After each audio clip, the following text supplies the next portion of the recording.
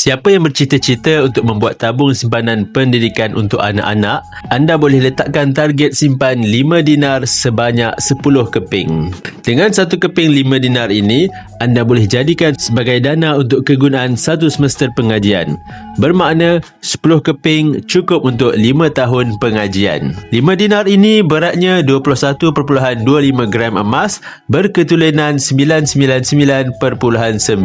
Harga hari ini sekitar RM15,000. Sebagai permulaan, anda boleh daftarkan akaun anak-anak anda bersama Public Gold tanpa sebarang charge.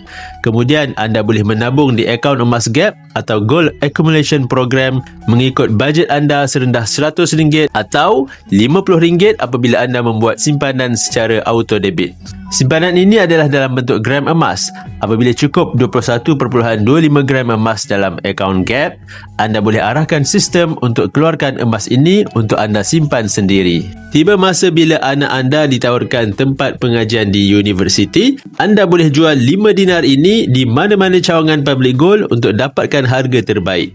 Simpanan ini menjamin masa depan anak anda supaya mereka tidak terikat dengan pinjaman PTPTN sebaik sahaja mereka masuk ke dalam alam pekerjaan. Yang berminat untuk memerlukan simpanan emas bersama Public Gold, anda boleh isi borang sign up di bio saya atau PM untuk saya bimbing anda dalam cara dan langkah-langkah simpanan emas yang terbaik untuk anda.